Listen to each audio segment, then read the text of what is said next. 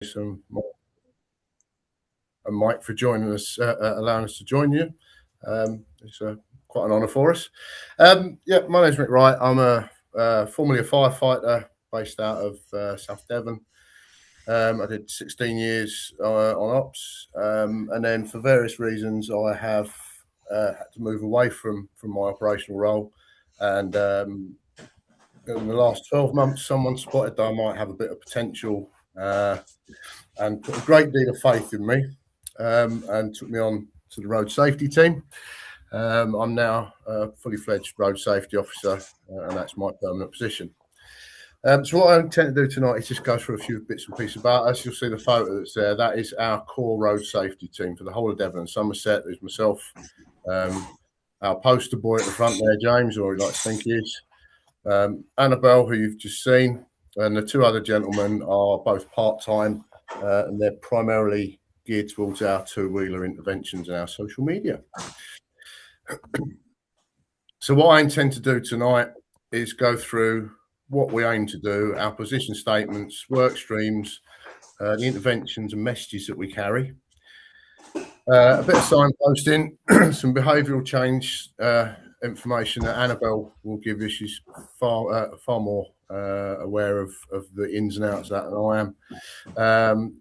And then a bit about blue light awareness, lithium ion safety, and vehicle fires, because I've been requested we do a bit of that. So I've got quite a bit to get through, so I'll try and rattle through as quickly as possible.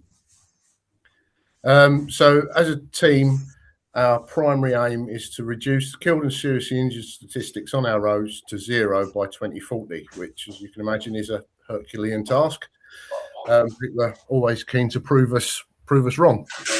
And that's in line with Vision Zero Southwest, its target of the zero road deaths by 2040. The National Fire Chiefs Council position on road safety, and that is also in line with our policy as a service and the safe system approach. So the NFCC position statement is quite simple, that the Fire and Rescue Service's statutory duty to respond to RTCs should be expanded to include preventing road death through education and intervention work, including building partnerships and embracing the safe system approach to road safety. That's something a lot of people don't realise. When you pay your council tax and all the rest of it for the fire service, you actually pay for two things. You pay for our response to what we refer to as primary fires, so building fires, and you pay for us to cut people out of smashed up cars. That's it. That's all you're paying for. So whenever you see fire service rescuing people from water, from lifts, doing chemical incidents, or the myriad of other jobs that we do, it's not it's value-added service that you're getting. As part of our obligation under firefighting, we have a duty to provide fire safety. We have to reduce the number of fatal fires, but they haven't done the same for RTCs, even though it's part of our statutory duties. So that's the NFCC's position. They are also backing the introduction of graduated driving licenses across the country. And it was something that the current government had promised would be top of the bill when they got into power, and then they won the vote and they forgot what they'd said. So enough about that. So our services position, road safety statement, sorry, not position statement, is that our target is to ensure no one is fatally injured or seriously injured on the roads within our service area, and that aligns with our corporate vision of Together we will work to end preventable fire and rescue emergencies, creating a safer world for our communities. So what does that make us do? Well, it gives us several work streams. Young drivers is our primary thrust, as Annabelle said earlier, but that also includes the passengers. All young road users is who we look at, so 16 to 24-year-olds. And we also include young farmers in that, and we deal with those slightly differently. And I'll come on to that in a moment. Powered two-wheelers. Tony, one of the two guys on with the motorcycles that I mentioned earlier, he is quite high up on the NFCC panel for powered two-wheeler intervention. He also sits very highly on the National Young Riders Forum. So we do quite a bit with powered two-wheelers. Communications, obviously campaigns, literature, all that sort of stuff. We try and get our message across any way we can. We do a lot of partnership and collaboration work, whether that be with the local police force, Vision Zero, local road safety teams, and all sorts of organisations, apprenticeship organisations, schools, colleges, lots and lots of stuff. We have specific intervention that we run with the military, and we try and reduce those. Obviously, military personnel have a different attitude towards risk than most young people. So that's a different approach there. And unfortunately, we do have to do some reactive work when young people are seriously injured or killed on our roads, and we deal with the educational establishments that young person might have been at. So these are our main partners for Devon. You'll notice we've got Cornwall on there as well, because Vision Zero covers the whole of the Southwest Peninsula, and Cornwall Council and Cornwall Fire Service don't have a dedicated road safety team, or not a very big one. We go in and deliver our interventions to schools and colleges in Cornwall as well. So we cover a huge area. For the whole of today, I've been up in Taunton. Tomorrow I'm in Devon, back in Taunton on Wednesday. So we're backwards and forwards all over the place. And then in a few months' time, we're down in Cornwall. So we're quite busy. I mentioned earlier the safe system approach, and I don't know if any of you have come across it. I'll just quickly run over that, but this is what we try and align to now. The safe system started in Sweden, if memory serves, about 30 years ago, and it's a five-pillared system. Basically, the Swedes came up with the idea that you can teach people as much as you want. You can talk to you blue in the face, and they will still go out to prove you wrong and have collisions.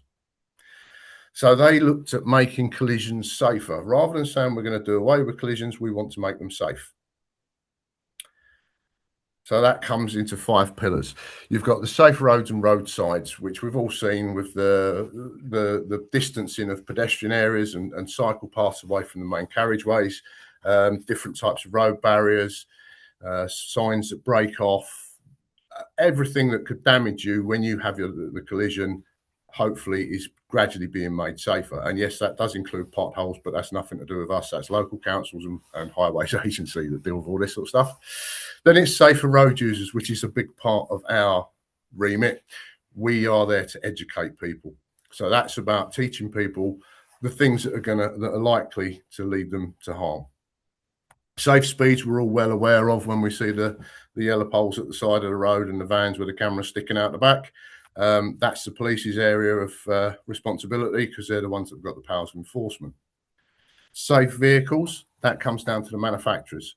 We've all seen the improvements in vehicle safety in the last few years, whether that be lane assist controls, adaptive cruise controls, extra airbags, better side impact, better crumple zones, all that sort of stuff has slowly been coming through from the safe vehicles element of it. And the final part of it is post-crash response, which is traditionally given over to the ambulance service to educate people about and to try and improve. But we've taken a bit of that ourselves, which I'll come on to in a moment. But that is the final part, because those first few minutes after a collision are the bit that can save a life quite easily. So how do we do it? To quote Tony Blair, and it's the only time you hear me quote Tony Blair, education, education, education. That is what we do. We try and educate people in as many ways as we can. The message we promote, the main message, is what we refer to as the fatal five. Some areas of the country, it's the fatal four, and they're all ever so slightly different, but ours is the fatal five. And it's the four main causes of collisions and the biggest contributor to serious injuries and death. So drink and drug driving is on there. We actually now refer to impairment, because things like eyesight, fatigue, medication, stuff like that are just as impairing as drink and drugs. Driver distraction. So we've got the mobile phone on there, which is the obvious one, but it's any distraction, whether it's a group of your mates bouncing around in the car, your mind wandering off onto other things, but any distraction. So distraction is another big one. Excess speed, and that's excess speed for the conditions, not just excess speed for the speed limit. Careless, reckless, or inconsiderate driving is another one. And finally, the biggest one that contributes to the severity of injuries for the people in the vehicle is not wearing a seatbelt. And there's still a lot of people who see it as an infringement of their civil liberties, shall we say, that they have to put a piece of cloth across their shoulder and their waist. We have another campaign that we are pushing at the moment, which was created by a very wise person who is the young driver lead for the NFCC, and you'll hear from her in a minute. And that's our top 3 road safety campaign. So it's the top 3 risks to young drivers. So learning to drive in less than 6 months. We as a team recommend around 12 months. The second one being driving with passengers of a similar age. We all know how young people can get rather excited, and driving in the dark. And these are all things that are sort of reflected in the graduated driving licence that you were talking about earlier coming into Northern Ireland, and that we'd like to see in Britain, or in mainland Britain. Top 3 tips as well. So that would be taking more than 6 months to learn to drive, limiting the number of similar age passengers in your car for the first 3 to 6 months that you're on the road by yourself, and avoiding driving unsupervised after dark for 3 to 6 months. It's just getting that little bit of experience into the drivers before they take to the road, before they start taking to the roads fully, if you will. So what do? We do lots of public events. We'll do little pop-up things in town centres sometimes, air shows, Devon County show, Somerset, or the Bath and West show. We go all over the place. So if we've got a big footfall audience, we'll turn up and do it. Just recently, I've had an invite from a very large naval base to see if we want to go there and do a pop-up, because they've got about 1,000 people going through it, and we're currently talking to them about it. So we could get our message to a large audience at those sort of events. Biker down. This is Tony and Andy in the top corner here. This intervention started in Kent, actually, when an off-duty firefighter was out on his motorbike with some friends. They came across a collision, and he realised he was the only one who knew what to do. So that Biker Down was born. It's a brilliant intervention. It teaches riders how to stay safe, how to manage an incident, and how to do some first aid. Talks about saccadic vision and stuff like that. It's a really good course. It's been running 20 years now with us and has educated over 2,000 bikers. So runs once a month, so it's not a bad rate. And it has saved lives. We do get feedback from time to time about it. Streetwise is one that we do as well. This is for younger two-wheel road users, and teaches them the basics of the law around power two-wheeler use on the road, PPE, basic vehicle maintenance, again, how to be seen on a motorbike on the road, and it's basic safety stuff which we deliver in colleges and school and sixth forms. So the young farmers clubs, we look on young farmers as a specific risk. They work in very remote rural areas. The rural roads are more dangerous in a lot of ways because of the makeup of them and the way people drive them. Also, if it goes wrong for the young farmers out there, they've got a long time to wait before help's going to get there. So we do teach them some basic first aid on it. We talk about the types of road they do, and each presentation we do to a young farmers club, while it's a similar sort of thing, it is tailored to the club. We put James, who does them, goes through the local incident statistics. He goes through the local roads. He works out where the risk points are, and he does a specific presentation on the roads in the area of that young farmers club. And then all the other bits and pieces. We generally get the clubs to come to a fire station, and then they can have a play with some of our kit as well. And it goes over quite well for a couple of hours. Then we've got Survive the Drive. This is our military presentation. Again, it's tailored depending on whether it's an army unit, Navy, Air Force, Marines. And it runs much the way we used to do a lot of our young intervention, in that we have a bit of a story that's got some messages in it, but we also have live speakers from the emergency services, or we've got a couple of bereaved parents, and we've got a couple of guys who are paralysed because of vehicle collisions, and we tell horror stories. I myself do this one. I used to talk about some lads in a vehicle that I attended. Unfortunately, it was a fatal incident. But I now tend to tell them a story about when I was serving in the army and a friend of mine who was killed in a vehicle collision because he fell asleep at the wheel. Very simple. That one goes over very well. We quite often get a lot of handshakes as they leave. And we go, as I say, that's one purely for the military because they have a different way of learning, really. Learn to live is our main one. This is the one that at the moment some people are pushing back against. We used to go in and do the horror stories and try and scare them straight. But we discovered, or it's been discovered, that that sort of learning doesn't work. Annabelle's going to go into a bit more detail about the whys and wheres of that, I think. So I'm not going to go into it too much. But basically, we go in, it's a behavioural change model, and we try and instill some good behaviour into people, into young road users that have either just passed their test or in the process of learning or about to learn. It's that sort of 16 to 18-year-old age range we generally do. We do this in colleges, sixth forms, apprentice schools. We hire out theatres and we'll have, I think Riviera Centre last year we had 1,000 in one audience doing it. We hire conference suites at hotels and get them in by the 100, and it's a big production, that one. Then we have our crash investigation. So basically, we've got a BMW there. We've also got a Fiesta. We've made it look like it's had a low-speed front-end impact, but we set up the inside of the vehicle to show that it's probably a young person's car. There's clues to what sort of atmosphere might have been in the vehicle, the sort of people that might have been in the vehicle, the experience of the driver, etc., etc. We get the students to have a look at the vehicle. Then we sit down and we have a sort of structured debrief where we start to get information from them to see what they think was going on and what could have led to the collision. And again, it's pushing those fatal 5 points across, but getting the students to discover them themselves and work out what happened in that vehicle. And we finish that one off by saying, by getting them to discuss ways that if they were a passenger, they could help the driver, or if they were a driver, how they can make themselves safe and make their life easier on the road. Then we've got Road Sharp. This is my baby. I designed this last year. I'm quite proud of it, but it's going out for academic evaluation at the moment, so I'm also extremely terrified by this at the moment. Basically, this is us taking on the post-collision part.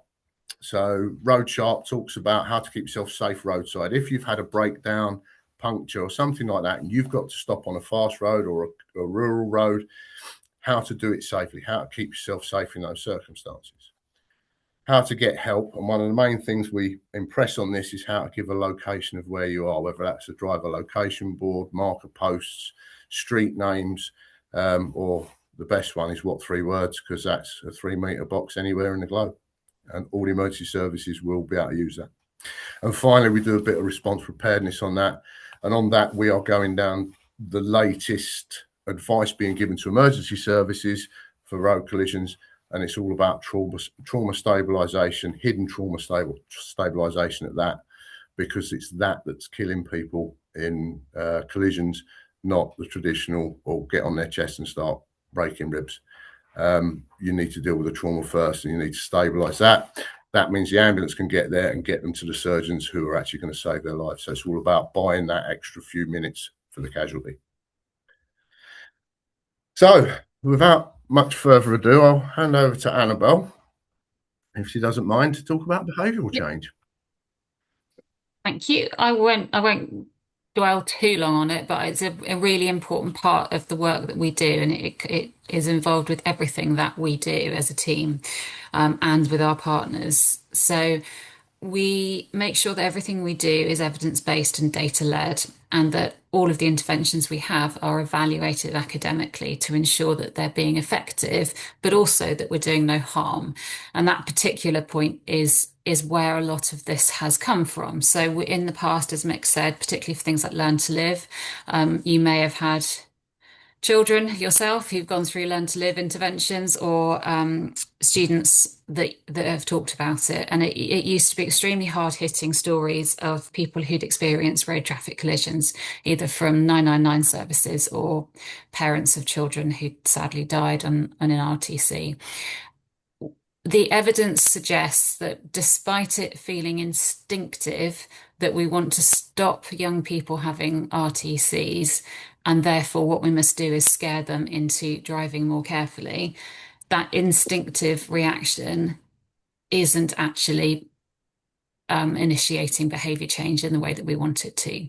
So in particular, we were finding, and this has been on an international evaluation level, that young males in particular will take a fear appeal story, and they will, in some cases, actually change it around in their head to say, I'll be different and I'll prove it.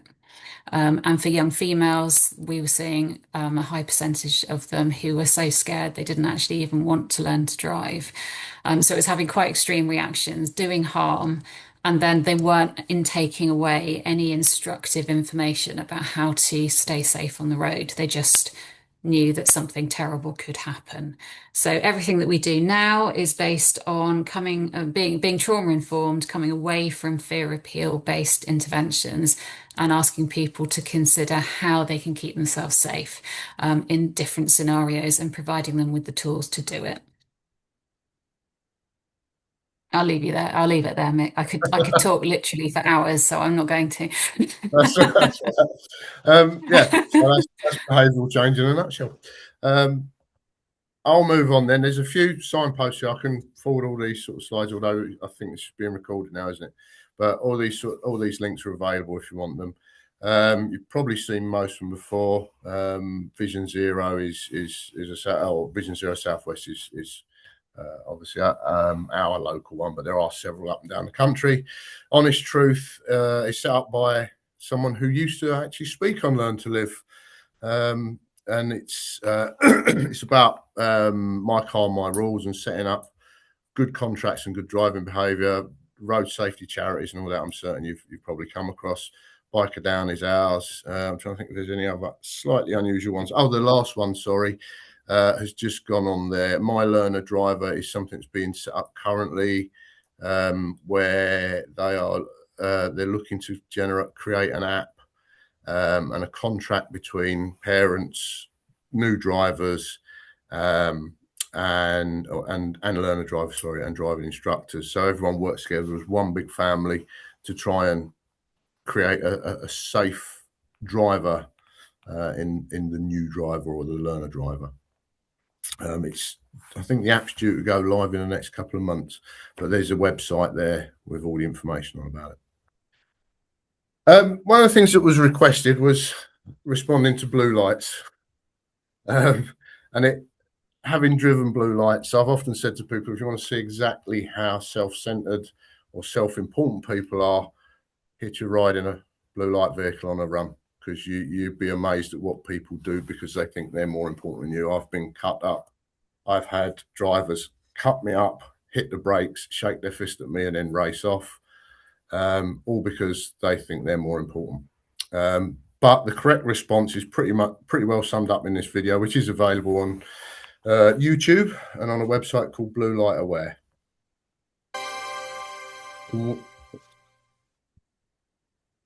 Police cars, ambulances, fire engines. As drivers, we've probably all experienced situations where the sirens are wailing and the blue lights are flashing.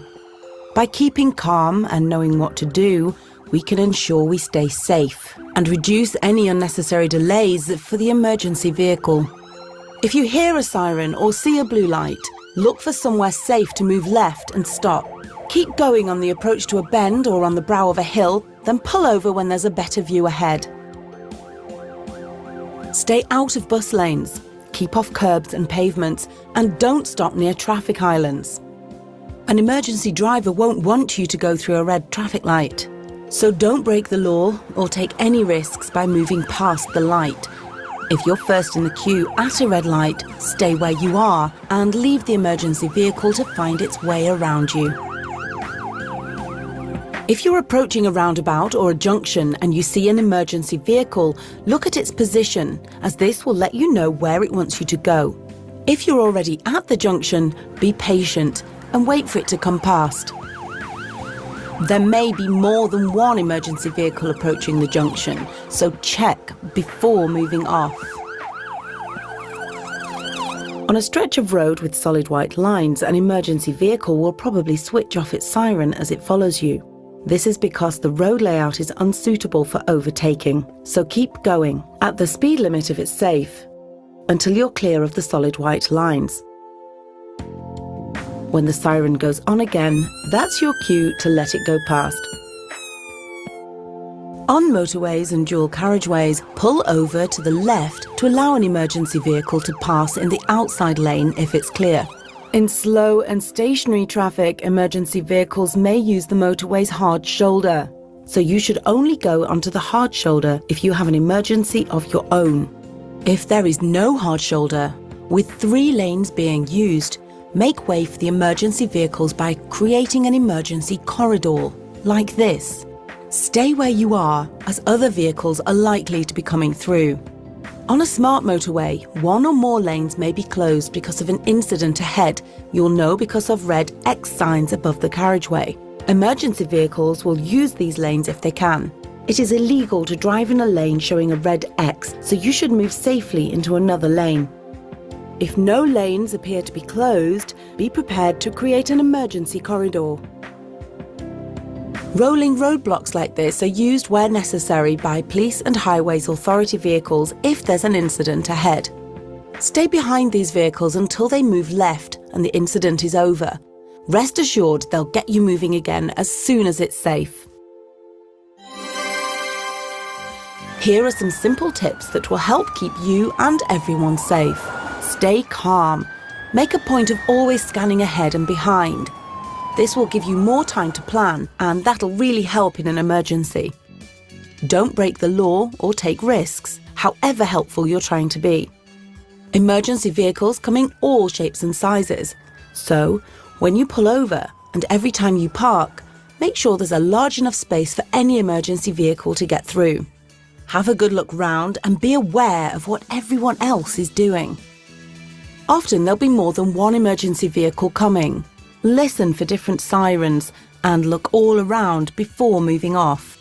By remaining aware and observant, we get more time to anticipate and plan. We're greatly reducing risks, and who knows, maybe helping to save a life.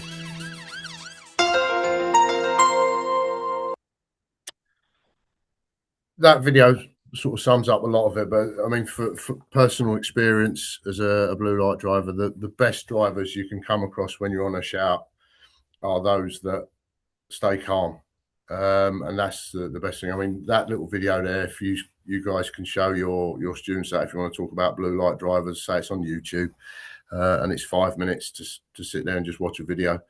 But yeah, stay calm, look for that safe space to pull over and pull over sensibly. One of the worst ones that you get is, I refer to them as the creeper. So what they do is they move ever so slightly to the left, they slow down by 5 or 10 miles an hour, and then expect you to find the gap to go past them.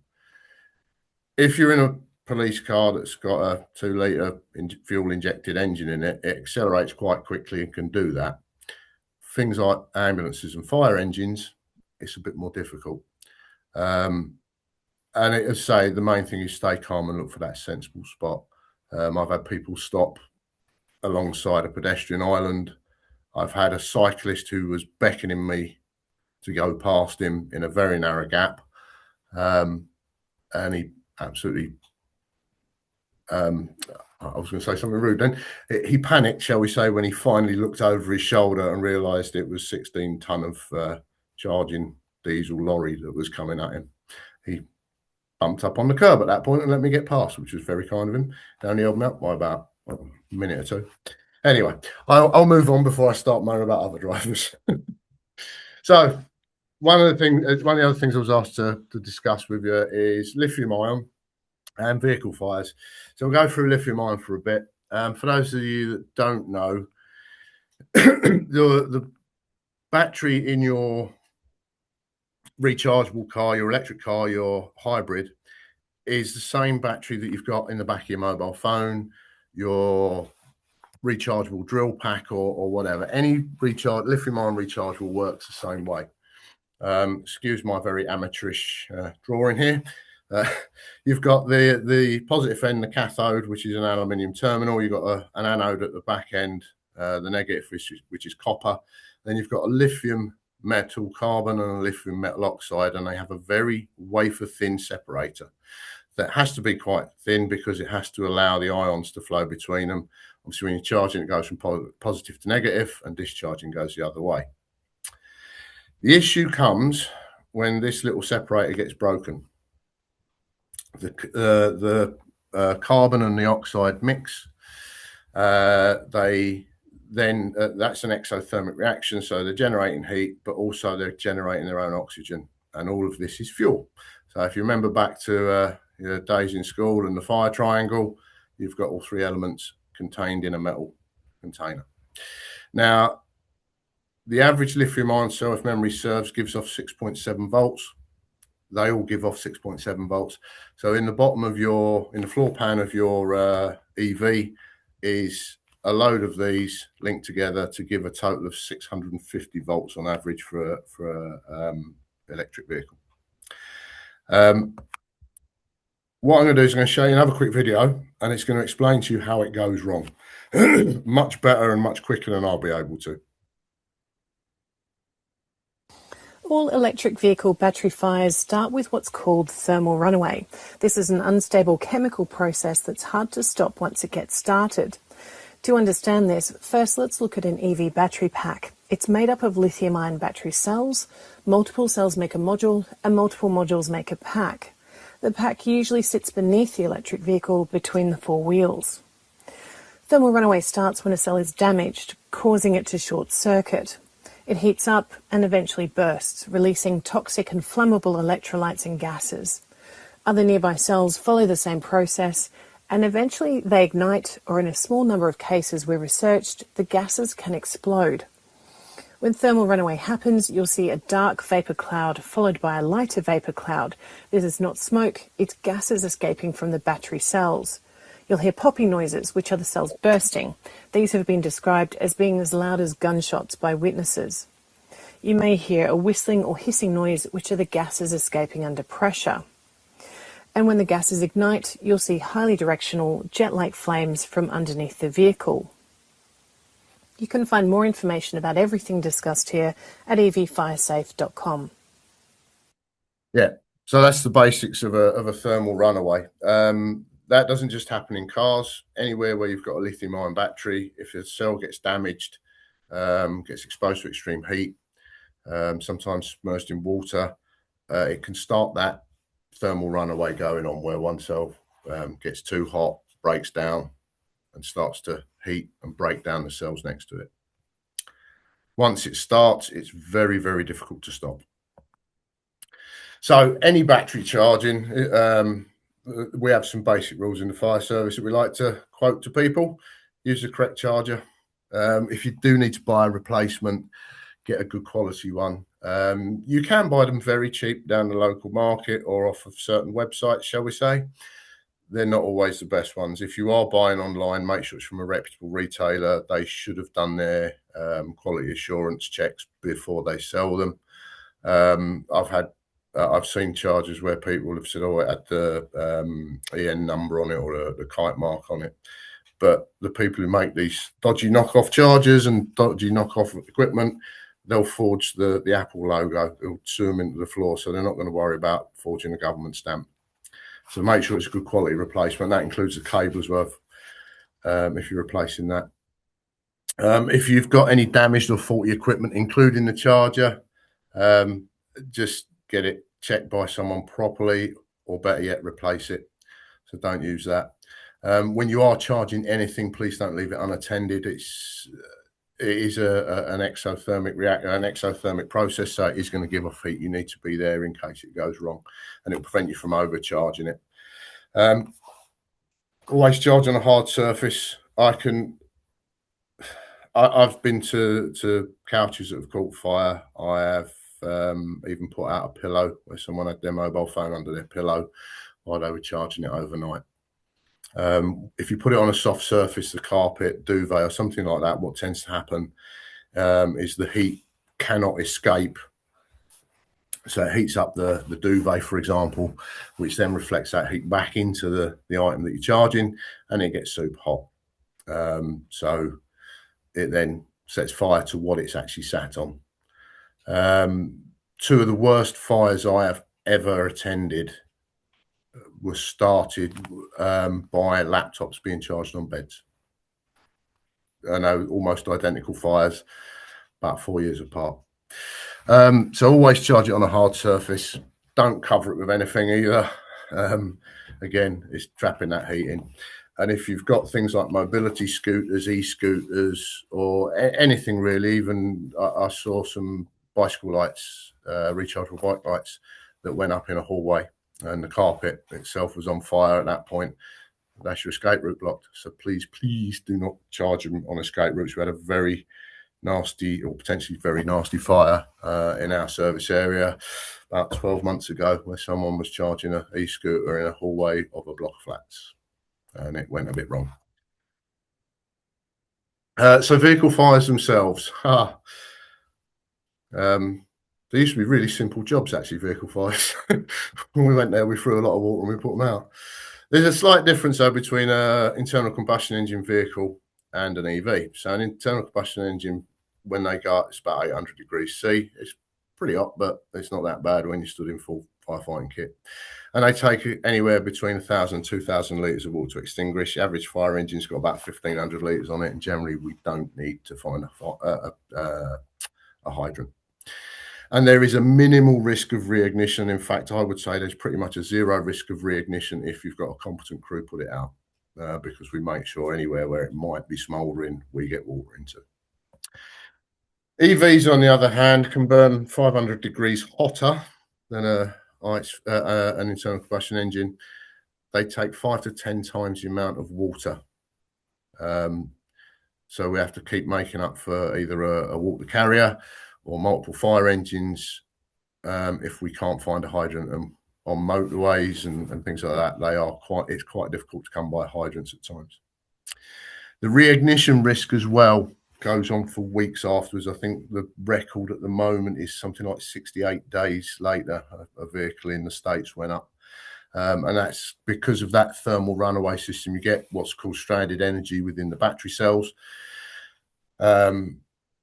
which, although they look like they're completely destroyed, they still have the power in them. And then the vehicle gets moved to the breakers yard or something like that, which causes one of the cells that's weakened to start mixing the two elements of the lithium-ion battery together, and it starts a thermal runaway again and reignites. So the gases, this is the wonderful bit. Primarily with a combustion engine, you've got carbon monoxide coming off it. That's what all smoke is. It's carbon monoxide with a bit of soot in it and a few other bits and pieces, and fuel vapor. So we can deal with that quite easily. EVs, I can't even pronounce some of these, if I'm honest. But I can tell you one thing, all of the gases that are coming off of there are either highly asphyxiant, highly flammable, highly corrosive, or a mixture of all three. They're really quite nasty. So firefighting of EVs, 600, we've got some big hazards as well. We've got hazards, all the usual hazards of a car fire. But with EVs, we've got the added bonus of 650 volts, direct current. We've got explosion risk from the batteries. We've got the toxic gases, ongoing thermal runaway, so it's going to keep reigniting, and the secondary ignition. So what can we do about them? Well, we go defensive. Normally with a car fire, you turn up, you throw a BA set on your back, go under air, grab the hose reel or the main jet if it's going well. You walk over to it, you keep pouring water on, you stay out of line of things like wheels and spring brake actuators and things like that, things that are likely to pop. You dump water onto it, you put it out, and then you go around and damp down, make sure it's all out. We can't go close to them because of the gases, because of the explosion risk from the batteries, because those gases are contained in that metal box underneath the vehicle. So we go defensive. We stand back. We put this item of equipment, which is called a water curtain, underneath the vehicle. If we can't get under there, we've got lances and something called a fog spike, which is about as thick as my thumb, and we can slide that under the vehicle and put up a spray of water the same as this does. But this one we try and put under, it puts a big wall of water up, and we call the battery box.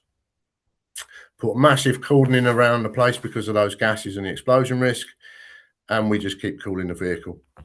Our service policy now is we must cool that battery box to below 50 degrees centigrade, and it has to stay at that temperature for 30 to 60 minutes before we can release that vehicle to the police to arrange for it to be moved away by the local recovery agent that they use.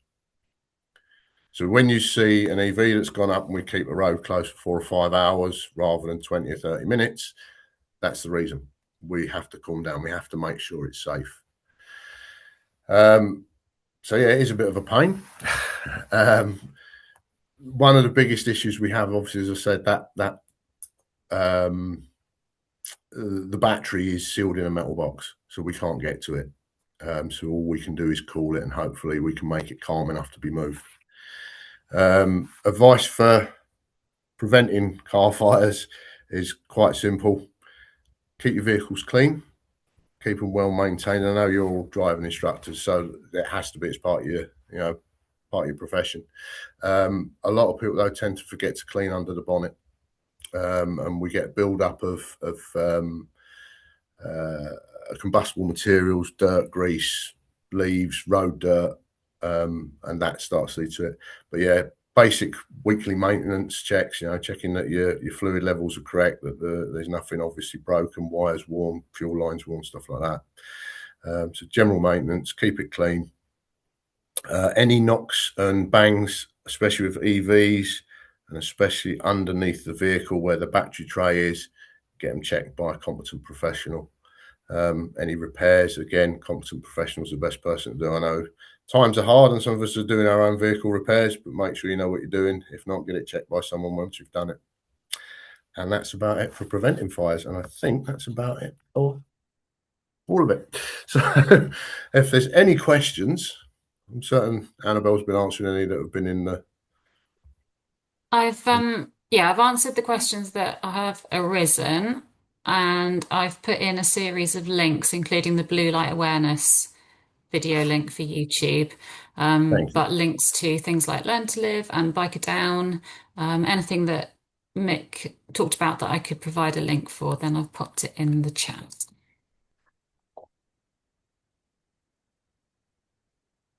Any other questions from anybody? If you have, either stick your thumb up, or the electronic one that is, or put it in the chat. Meanwhile, I'd just like to thank Annabelle and Mick. Very, very informative, and you covered all the brief that I asked you to do.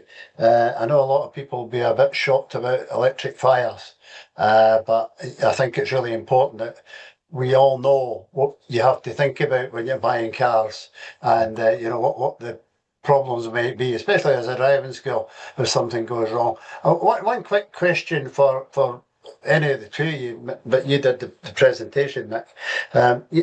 The batteries all being under the car, does that mean things like speed humps or potholes might affect the bottom? If the bottom of the car gets affected, is that likely to put the battery compartment at risk? Potentially.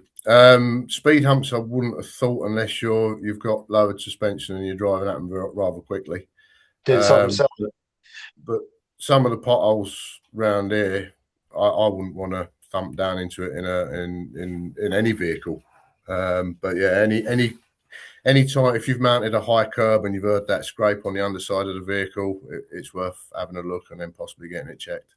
Just to check, yeah, for sure. I sounded very negative on electric vehicles. They're okay, they do their job. But it's an emerging risk, lithium ion. It's something that we're learning about as a fire service. And that's a global thing at the moment. People are learning the risks and how to deal with them. internationally at the minute.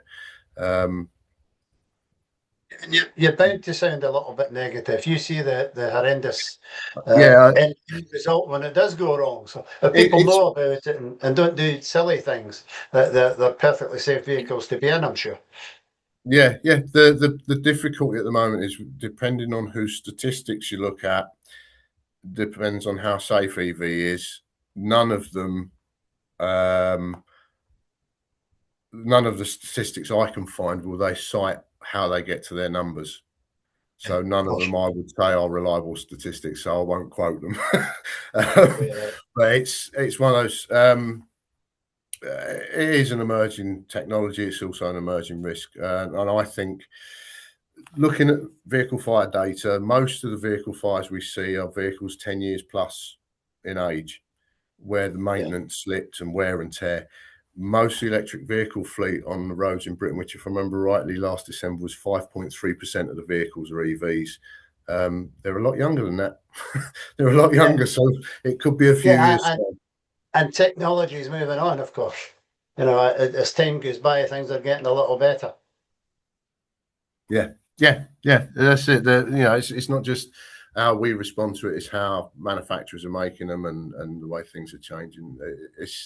It's a rapidly evolving field as well. So I have to say that one of the other things you opened my eyes to in your presentation was talking about charging what we think is simple things. Mobile phones, iPads, all those kind of things. You never really think about it's sitting on the couch or it's, whatever it is, and the heat building up. So that was a really good tip. So unless there's any other questions for anybody, I'd just like to thank Annabelle and Mick, especially for giving up your time on a Monday evening. I know you don't get a lot of time off, but to come along and speak to a pile of driving instructors like us, we're all really grateful, and thank you very much for doing that. Thank you for inviting us. No, thank you for having us. Yeah, it's been a pleasure. Pleasure. Yeah, you're welcome to stay on to the end if you want to. If you want to go and get a cup of tea and your dinner, that's okay as well. Hope to see you again sometime soon. I'll hang about in case there's any other questions, and up to you both what you want to do. I'll loiter with my camera off because I've got teenagers in the background. You've got my email address now, Peter, so if you need anything in the future, give us a shout. Certainly will, mate. Thank you very much. You're welcome. Thank you. Michael, wherever you are, I've lost you, but are you happy to take any other questions about the previous subject we were talking about, if there is any? Yeah. Okay. And to get any other questions? Anything you never get a chance to ask? Anything that you think, should have asked about that earlier? I understand why, but I miss my monthly paper magazine. Me too. And we're looking into ways that we can do something about that. But the honest truth is, people just don't want to pay for advertising anymore. That's the bottom line. Nobody wants to pay the kind of money that you need to produce the document. But that's not to say we've given up. We are looking at other ways of how we could produce it. But we're trying to keep the two of them going just now, so at least you get a little bit more updated information as it goes along. Those of you who haven't done so already, of course, you can download the app. Just go into your Google Store or Apple Store. Just type in capital letters MSAGB. The app will come up, and whether you remember or not, you can use it. If you remember, you get a lot more information. If you're not, you get to the good bits, and then you think, well, the easy thing to do with that is just join. You get a special offer if you do it tonight. Mike and I have put a couple of links in. I understand what Mr. I put one in further up. You put one in further up, did you, Sharon? What's that? Thanks to offer friendly information. All right, good, thank you. Can you clarify that tomorrow we may be notified about the test swaps?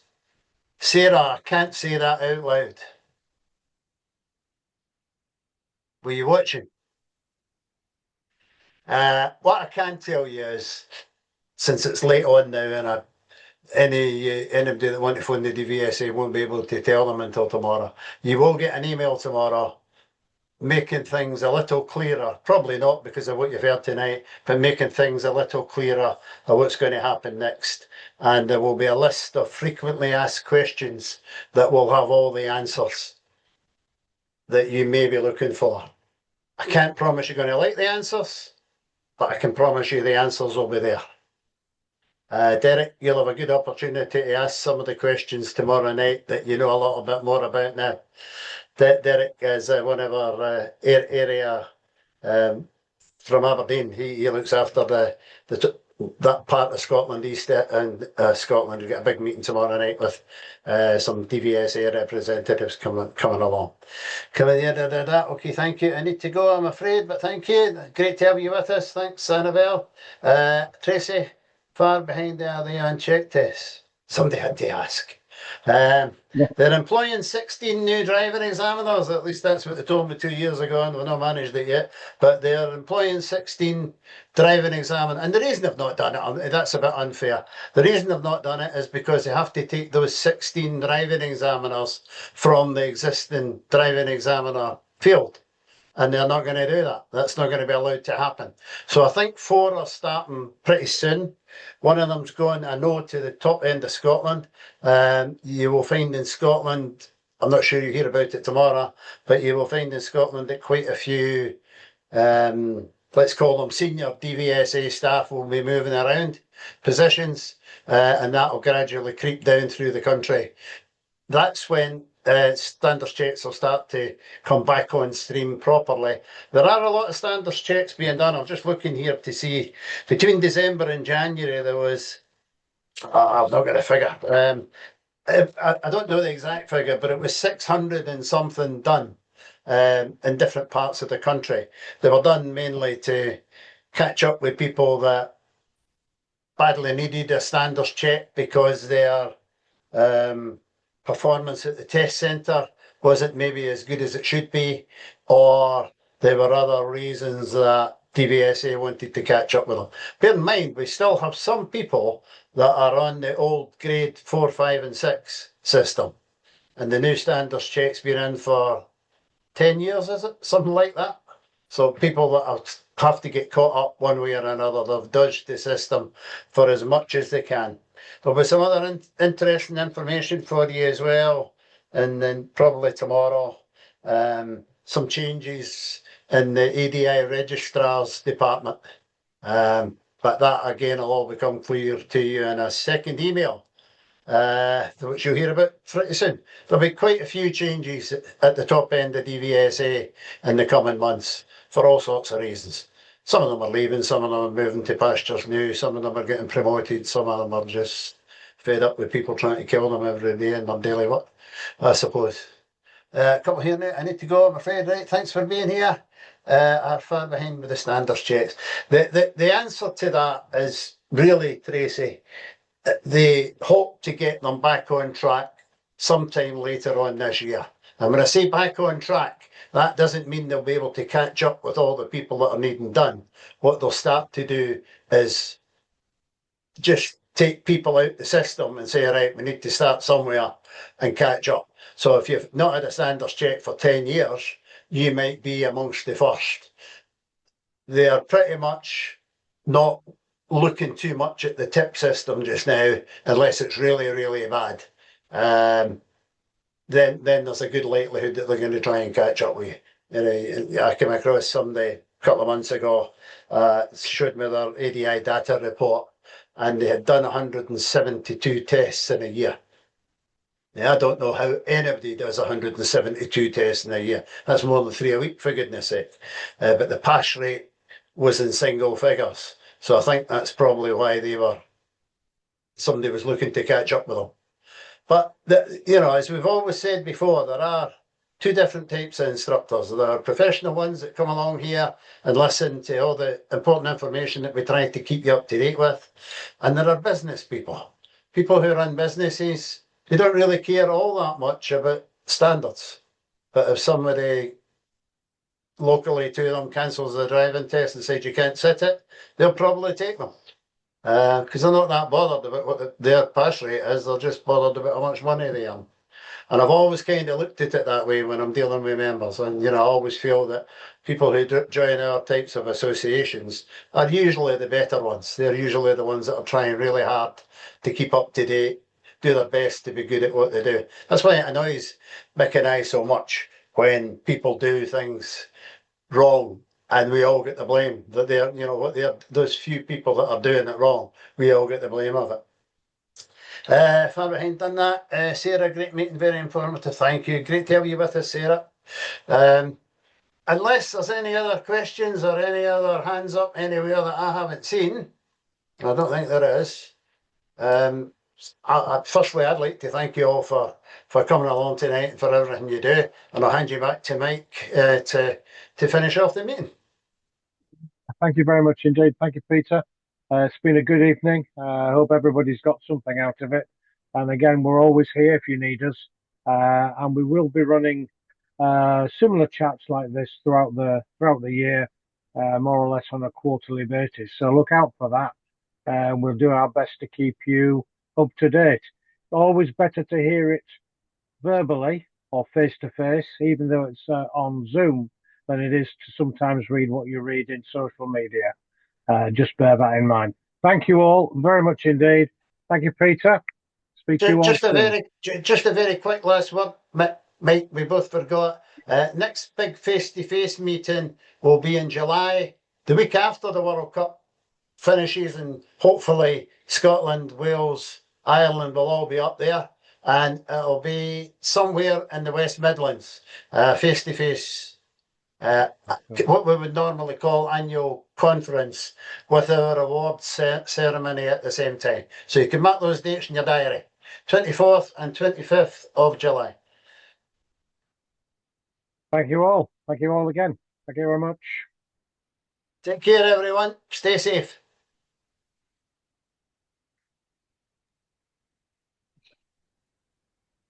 Cheers and thank you.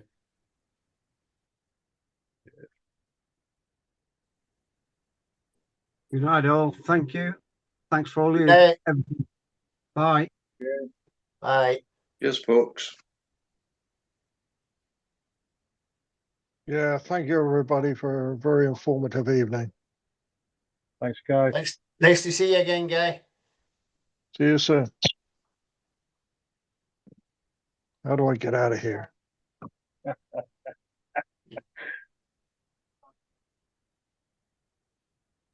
That'll be the next TV series. How do I get out of here as an ADI on a Zoom call? It could be, yeah. Could be.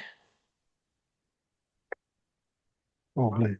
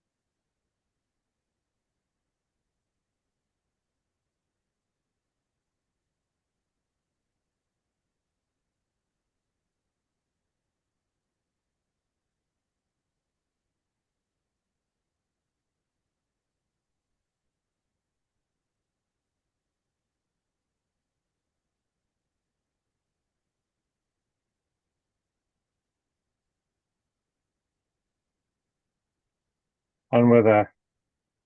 Well, had to do most of them. Yeah. So, what do you think? Good. Went all right, didn't it? Yeah.